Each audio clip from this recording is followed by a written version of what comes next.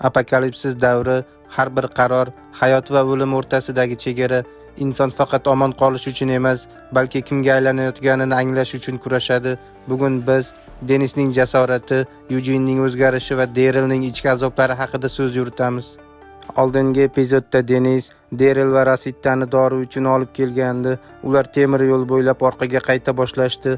Yo'l-yo'lakay bir mashina yonidan o'tishayotganida Denis unga yaqinlashib ichkariga qaradi. U muzlatgichni ko'rdi, lekin uning ichida bitta zombi ham bor edi. Daryl Denisga bu muzlatgich g'oyasidan voz kechishini maslahat berdi.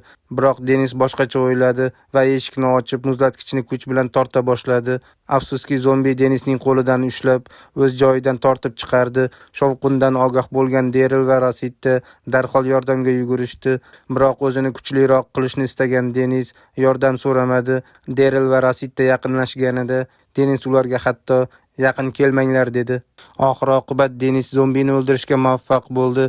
Ma'lum bo'lishicha, u hayotini xavf ostiga qo'yib, bu ishni oddiygina bir dona gazli ichimlik uchun qilgan ekan. Bu holat Darylni hayratda qoldirdi. Denis deyarli hayotidan ayrilishga chog'langandi. Sababi esa oddiygina ichimlik. Temir yo'l bo'ylab yurishda Rasitta va Denis bu voqea ustida yana janjallashib qolishdi. Ammo Denis to'xtab shunday dedi: "Siz hozir qilgan ishimning ahamiyatini va ta'sirini tushunmaysiz va men yuruvchi murdalarni qanday o'ldirishni o'rganishim kerak. Men sizlar bilan chiqishga qaror qildim, chunki Daryl menga o'zimni xavfsiz his qildiradi. U menga aka kabi, men Rasitta kabi kuchli bo'lishni va qiyomat davriga yuzma-yuz qaray olishni xohlayman." Bu so'zlarni eshitib, Daryl va Rasitta biroz hayajonlandi. Aytilgan maqtov so'zlari ularni biroz xijolat qildi. Denis gapini davom ettirib, u aslida Tarani ham olib chiqib, unga o'zining hissiyotlarini aytishi mumkinligini, lekin ochiqchasiga aytishdan qo'rqayotganini tan oldi. U apokalipsis haqiqatlariga qarshi chiqishga jur'at topa olmagandi. U shuningdek, hamma odamlar allaqachon aqlli va kuchli bo'lsa ham yanada yaxshilanishga intilayotganini aytdi. Ammo Denis gapirayotgan paytda kutilmagan voqea yuz berdi va hammani larzaga soldi. Denis hatto hech qanday reaksiya bildirishga ulgurmadi, chunki u to'satdan o'q yoy bilan urildi. Denisni o'ldirgan qurol bu Daryl eng yaxshi ko'rgan narsa. Darylning o'z armug'oni arbalet edi. Rasitta darhol qurolini o'rmon tomonga qaratdi, ammo ko'p o'tmay o'rmondan qurollangan odamlar guruhi chiqib keldi. Ular bilan jang qilish imkonsiz edi. Guruh rahbari Darylni hayratda qoldirdi. Bu Yujinni qo'lga olgan Duit edi. Endi Duitning yuzi tirnalgan, iztirob bilan to'lib toshgan va u butunlay o'zgargandi.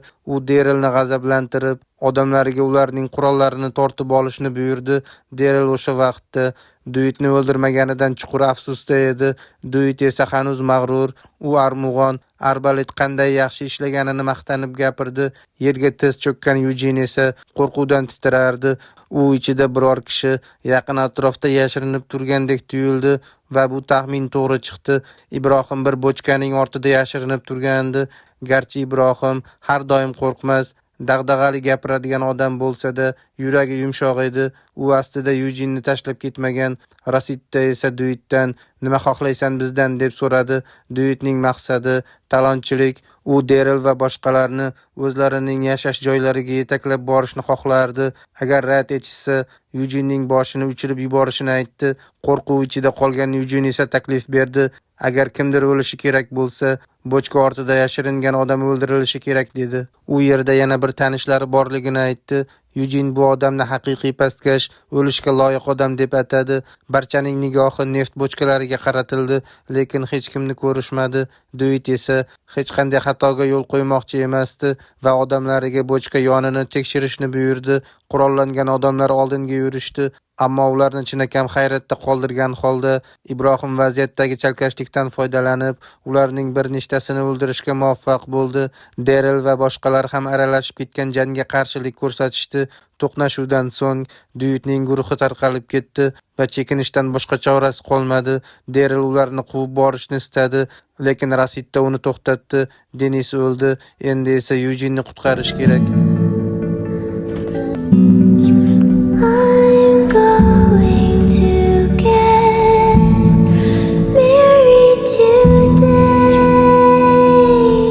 U qorin qismidan yaralangandi. Ular jamiyatga qaytgach, Yujen tibbiy yordam oldi va ahvoli yaxshi. Yaxshiyamki o'q tanasiga to'liq tegmagan, faqat yengil tirnab o'tgandi. O'zlari olib kelgan dori-darmonlar tiklanishga yordam berdi. Yujen Ibrohimga qarab, o'sha paytda unga zarar yetkazmoqchi bo'lmaganini aytdi.